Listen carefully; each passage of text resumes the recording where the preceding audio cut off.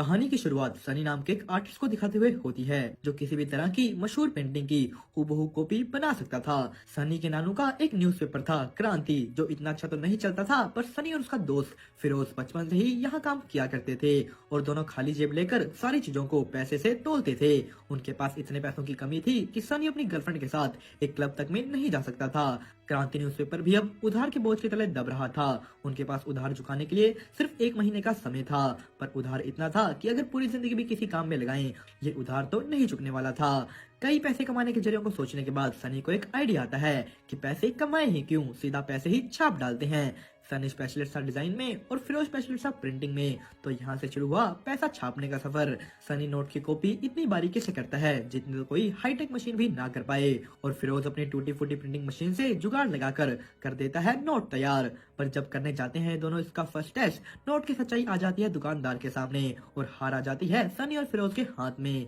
Scene यहाँ से shift होकर पहुंचता है पड़ोसी देश नेपाल में, जहां इंडियन पुलिस, जिसे माइकल नाम का ऑफिसर लीड कर रहा था, नेपाल पुलिस के साथ मिलकर मंसूर नाम के एक आदमी को, जो कि नकली नोटों का बिजनेस चला रहा था, उसे गिरफ्तार कर लेते हैं। पर वहां से निकलते वक्त मंसूर के आदमी पुलिस की टीम पर हमला कर देते हैं, जिसकी वजह से मंसूर वहां से भागने में कामयाब हो जाता है। दूसरी तरफ हम देखते हैं कि सनी को अपने नोट की कमी के बारे में पता लग जाता है, जो कि कोई डिजाइन की कमी नहीं है बल्कि नोट में यूज होने वाले पेपर की कमी है। सनी और फिरोज हर टाइप का पेपर टेस्ट करके एक फाइनल पेपर तैयार कर लेते हैं, जिसमें फिर से नोट बनाकर वो लोग चेक करने के लिए दुकान में जाते हैं और ये नोट अब की बार चल जाता है। सीन शिफ्ट होकर एक गवर्नमेंट मीटिंग की तरफ जाता है, जहां मेगा नाम के एक आरबीआई ऑफिसर को दिखाया जाता है, जो कि नोट पकड़ने की एक नई टेक्नोलॉजी चिप CT600 के बारे में सबको बता रही थी, पर कोई भी उस पर इतना ध्यान नहीं देता सिवाय पुलिस ऑफिसर माइकल के, जो कि वहां अपने लिए एक स्पेशल टीम मांगने आए थे, जो कि उसे इस नकली नोट के बिजनेस को खत्म करने में मदद करेगी। दूसरी तरफ हम देखते हैं फिरोज और सनी अपने नकली नोट लेकर एक डीलर के पास जाते हैं,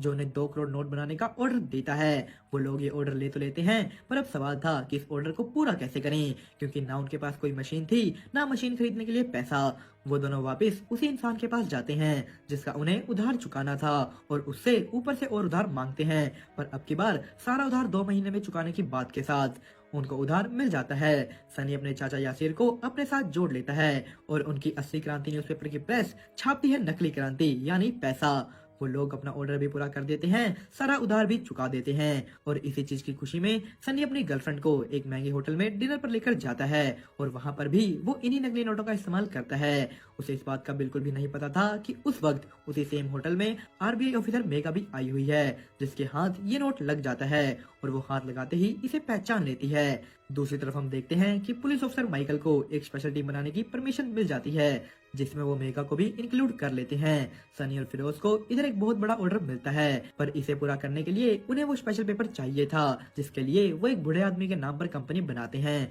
और पेपर कंपनी से पेपर एक्सपोर्ट करवाते हैं। मेगा ने टीम ज्वाइन तो कर ली थी, पर वहाँ उसे कोई काम नहीं दिख रहा था। होटल से पकड़े नोट को बनाने के पीछे उसे प्रिंटिंग प्रेस की मशीनों पर शक था, पर जब वो माइकल को प्रिंटिंग प्रेस की तलाशी लेने को कहती है, तो वो साफ साफ मना कर देता है, क्योंकि उनका फोकस अभी मंसूर को पकड़ने पर था। Mega Michael